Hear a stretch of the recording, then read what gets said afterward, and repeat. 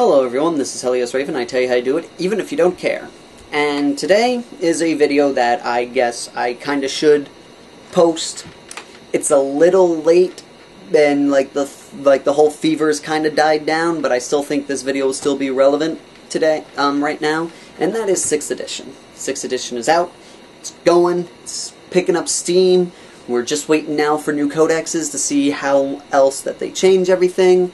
And a lot of crazy stuff has happened since then. The Forge World 6th edition rule updates. The only thing that's been really getting a lot of heat is the Eldar Titan holofields. Everyone was upset that they now only gain Shroud, which doesn't protect against D weapons, because D weapons ignore cover saves. Now, when that first hit, I was not that upset about it. And before anyone gets anything, I play Eldar. Eldar was the first army I own. I forced my friend who doesn't play the game anymore to just give me his old codex so I could have more of the Eldar codexes. I'm a big Eldar nut. But I understood where they were coming from with that, because everyone used to say, oh, it fragments the image, so they fire completely past it. Well, it fragments the image, but I'm not seeing it being like a multiform thing, where floom, there's 6 million, there's 6 people standing side by side, which one's the real one? I always saw it more as, a good example that I can really think of it is in the show Gundam Seed. I think it was Gundam Seed Destiny. One of the Gundams, I believe it was the Destiny, or whatever it was, moved so fast that he was leaving after image. So you kind of couldn't tell where he was, because you kept seeing this fragmented image of him. But they were so close to him, if an explosion happened nearby him, he was still hit by it. Because he was still in the vicinity, just not the exact thing that was hit by it. But it's an explosion, it goes out, shockwave, and force and all that still hits the vehicle. And that's what they were going off of. Also, a more realistic term is a 50 cal bullets. From my friend who was in the army, he was saying how the funnel damage that it can do is nasty. He said the bullet could be right here as it whizzes by, but the force behind that bullet will still remove the skin from your face on that side of your body. That's how much force is going behind that bullet. And a D weapon is basically that. It's a giant nuclear explosion. So, and like I said, the images aren't that far apart from each other, so they're firing in the general direction of the thing, and even if they don't hit it, it's really close. And you can't trick an explosion to not hit you. You would have to be, your fragmented image would have to be you standing here, and my fragmented image has to be off camera for me to justify that the D cannon missed me. So that's why I wasn't too upset about it, because fluff-wise it made sense. The fragmented image was still fairly close to the body of the ship, of the vehicle, so even though you fired past it, you may graze past it, but if the explosion was big enough, it would still hit the thing. But that's neither here nor there, because they changed it now. For anyone who hasn't read the recently re-updated rules, Eldar Titan holofields, when the vehicle moves or has deep struck, it has a 5-up cover save and shroud. In case of the enhanced Titan holofields, for the Phantom Titan, he has a 5-up invuln save when he stands still. When he moves or comes in via deep strike, I don't even know if he can or not, but if he can, he does, he then has a 4-up invuln save and has shroud. So they fixed that. Invuln save is back. It's not as great as it used to be, but it's something. You now have a defense against D weapons, so it's better than nothing. It's better than the cover save that you couldn't take if a D weapon fired at you. So now, on to 6th edition. The first and foremost that I want to go over is just because, you know, everyone's doing it and I like to show it off because I think it's really cool, is for my birthday, the rest of the Fearless on the Fearless Games channel got together and got me the Gamer Edition of the 6th edition rulebook. Which was funny because the Stark Lord told me he bought the Gamer Edition the day it came out, and I was like, oh, you lucky, you know, I'll just wait until my birthday, get birthday money, and then I'll see which version I can afford, and I'll buy it that way. And then like 3 days before my birthday, I found out this was sold out, and I was like, oh, looks like I'm just getting the regular edition. And the day before my birthday was when we did the battle report for the 6th edition stuff. And I was sitting there going, why didn't he bring the satchel? He kept bragging about the satchel that he had and all this stuff. All he had was the book with the psychic deck. And then I discovered I didn't put two and two together. That the Gamer Edition he was talking about was actually for me, which is awesome. I love this thing. As you all know, it comes in a very nice satchel. Really well, very nice. It's made out of like one of those artificial leathers. It's got really nice detail work on it. Beautiful thing. The strap is really hefty. It's kind of like something you'd see on a camping backpack. So really durable and nice sturdy belt buckle. So I have no fear of this thing, you know, coming off.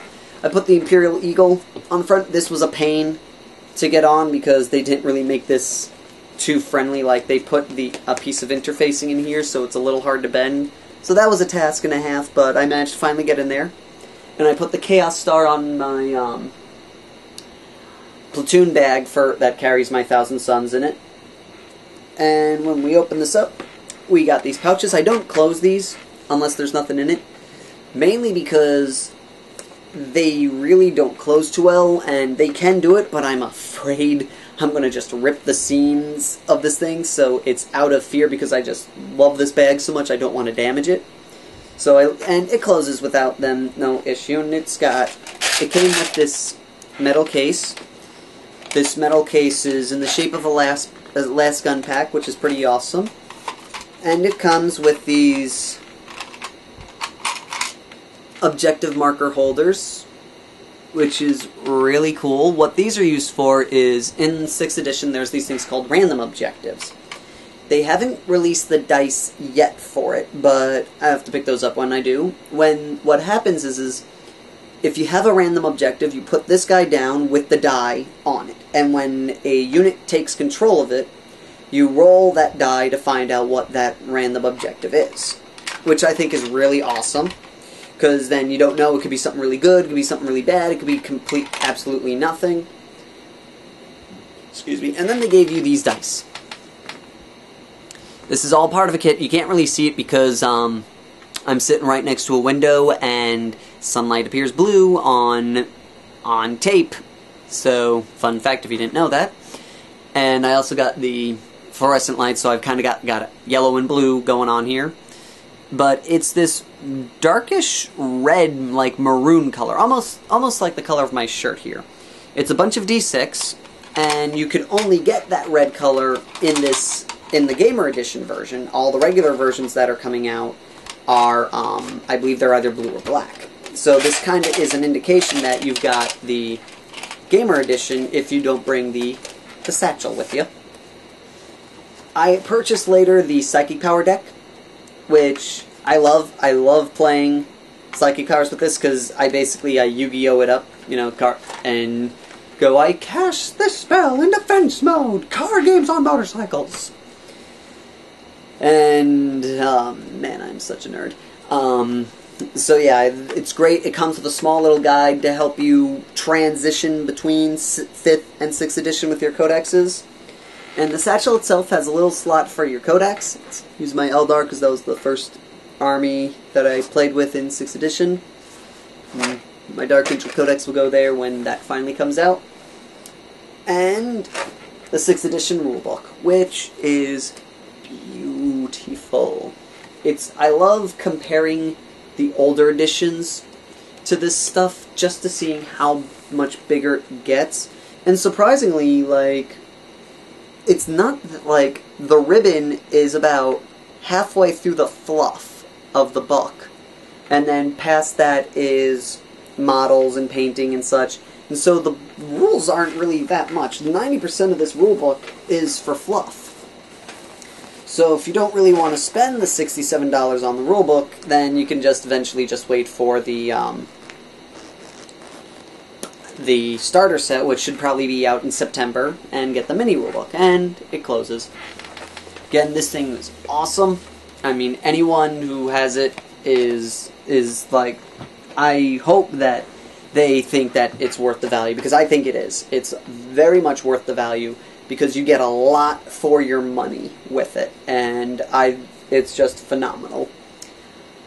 So now on to 6th edition. What I don't like, because that's a smaller list. I don't like how easy tanks are to kill. I feel, tank is a tank. It's supposed to be a tank. But on the flip side, I can see why they did it. It's mainly because they were, like, in 5th edition, if you were fighting against a tank army, and if you were not an anti-tank list, you were screwed. You would be, good luck. Maybe if you had 1 or 2 dudes with melt-a-bombs, you'd be, just for point filler, you might have a shot, but for the most part, you're screwed against that army. And they kind of build it this way so you don't have to build anti-tank armies. You can have your anti-tank unit just in case there's a bunch of tanks and you want something that will definitely kill them fast, but you don't need to make your army anti-tank. So on that end, they kind of give you, yay, no more of this, anti-tank army stuff, I can kill them no matter what. They make the Necron's Gauss weapons that much more deadlier, because normally they can't really hurt things, but now that they glance, auto-glance on 6s, they can kill, like, Land Raiders and Storm Ravens and such a lot easier, making them a lot more threatening. Like, they were originally supposed to be, like, the anti-tank army without trying to be anti-tank, but you really couldn't do that in 6th edition, because all they could do was glance, and glancing did absolutely nothing. This does make me wonder what they're going to do with holofields for Eldar, because right now, it doesn't protect against really anything. All it does is make you re-roll the damage table for penetration. But if you are only rolling glances, it doesn't matter, you kill it anyway. So I don't know what they're going to be doing with that one. Chances are it's probably just going to give them Shroud, which is unfortunate because it's not too bad, because when they turbo boost, they get cover saves. So the only thing that they would be defenseless against would be D-based weaponry. So it's and flamers, but very few items that have the flamer template are built for hurting tanks, so it's not too bad for them. But that was one thing I was a little not happy with. When I got a tank, I was like, yeah, I got this tank, meat grind through stuff. But again, I can see why. Other things I don't like about 6th edition thus far.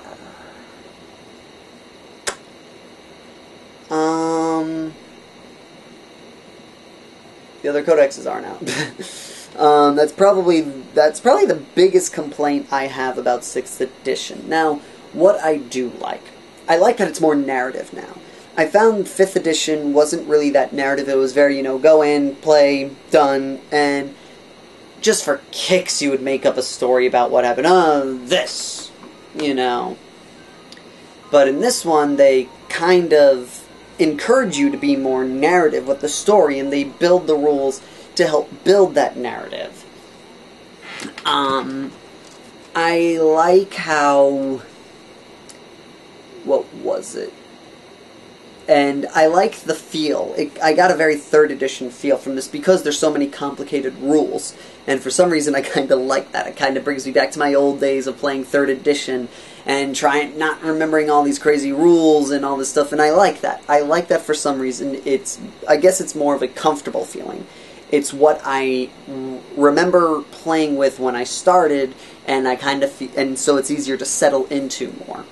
Monsters creatures are so much better now in close combat, and I like that because now the avatar is actually worth taking, which is awesome. And so I'm really happy about that. Oh, and I don't know what I was going to say, but I like that monsters creatures are a lot better, and it feels so much better. Like, I saw this one guy when I was playing against the wild card with our Titan battle. He was just thumbing through the 6th edition. He's like, wait a minute. You mean to tell me my army works now? And, like, I kind of like that. I like the feel that a lot of positive has been coming out of 6th edition. I do feel like a lot more, it favors armies more equally, like the town no longer gets screwed with rapid-fire weapons, which is great. Snapfire. I love Snapfire because now you can move your Devastator squad and not lose your shooting. Yeah, you may not hit, but you can move them into a better position now. I like how close combat works, where it's, oh, you're going to bam, bam, bam, bam, you may get gunned down, but it makes more sense. It's more narrative. Troops wouldn't just sit there and let close combat dudes attack them. I like how close combat works now with, the different rounds and stages. It's a little bit more complex, but it's a little bit fairer, and eventually it'll move a little bit more smoothly because there's a process. There's a procedure to it. And I find the more that there's a procedure to the game, the faster it moves, which is one of the things I think a lot of people like with War Machine. It's very procedural, in my opinion. This guy moves, this guy moves, this guy shoots, this guy assaults, he's done. Next one, this guy moves, this guy shoots, this guy assaults, next one. It's not this, okay, he moved. Okay, now shooting. It's still like that in 6th edition, but they made it more of a process, so it goes a little bit faster. And I like how they did that with close combat. I like how tanks move now. I like how their move and shoot is a lot easier and makes a little bit more sense to me. It makes a lot more sense and is a lot easier. I like how they kind of removed the ability to cheat in a lot of factors. They're like, no, you can only move this far out from the tank, no more of this, oh, I can move 2 and then 6 and bam, I got an 8-inch move and then an assault, yay. No, 6 inches from the tank, that's it. Which also helps with troopers that are trying to get out of a tank. Some of these models, like, a good example is the Falcons. There's no way to get them all within 2 inches of the door if you have, like, a 10-man squad. There's just no way. This way, they made it possible to get all of your guys out without losing them. What else do I like? I like how psychic powers work. I like how everyone gets a resistance, and psychic hoods basically help with that. But I like how it's now, because, they show, some people are just willed, their way to be better. Like, a good example is the Space Marine in Dawn of War 2. One dude just wasn't strong enough to resist, but the sergeant was. He muscled through it, through all of the pain and such, to handle it. And I kind of like that feeling. It makes it where psychic powers are still, like, overly broken. Like, I used them and wow, they were just ridiculous what they could do. And this kind of makes them a little less broken because there's that 1 in 6 chance that it's not going to happen, which I really like. My feelings on 6th edition, I think that this is going to be a nice transition. A lot of people are afraid of it because it's change, and change is always inherently scary.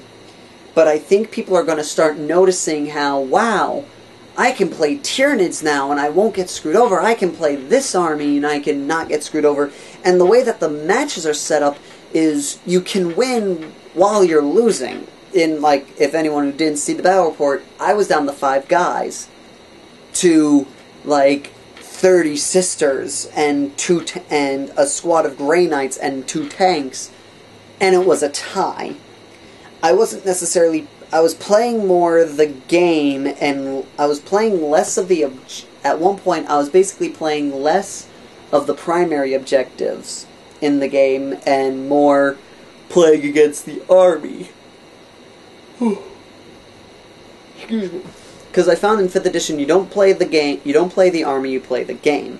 And this, I find, you don't have to play the game, you can play the army and you can still win, or you can play the game and still have your chance. Like, it's a 50-50 shot, you're not punished for not playing the game, type of thing.